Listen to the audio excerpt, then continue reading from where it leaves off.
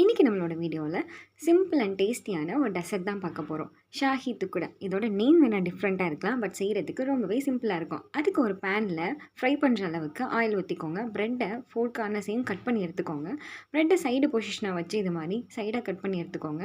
நம்ம டிஷ்ஷோட main stage இந்த bread fry பண்ணுறது தாங்க. ஏன்னா ஆயில் லோ ஹீட்டில் இருந்தாலும் மீடியம் ஹீட்டில் இருந்தாலும் ப்ரெட்டு நல்லா ஆயில் குடிச்சிரும். ஸோ நல்லா ஆயில் ஹீட் ஆனதுக்கப்புறம் ப்ரெட்டை பொரிச்சு எடுத்துக்கோங்க. இது மாதிரி கோல்டன் ப்ரௌன் கலர் வந்ததுக்கப்புறம் இதை தனியாக செப்பரேட் பண்ணி எடுத்து வச்சுக்கலாம். அடுத்ததாக சுகர் சிரப் ரெடி பண்ணிக்கலாம். 50 கிராம் சுகரில் 1 டம்ளர் தண்ணி ஊற்றி ஒரு கொதியில் ஆஃப் பண்ணிடுங்க.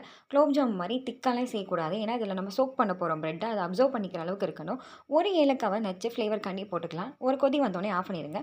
அப்புறமா நம்ம ஃப்ரை பண்ணி வச்சுருக்க ப்ரெட்டை இது மாதிரி சுகர் சிரப்பில் டிப் பண்ணி நல்லா சோக் பண்ணிக்கோங்க 2 மினிட்ஸ். சுகர் சிரப் நல்லா தண்ணியாக இருந்தால் தான் ப்ரெட் நல்லா அப்சர்வ் பண்ணிக்கும். இது மாதிரி தனியாக எடுத்து வச்சுக்கோங்க.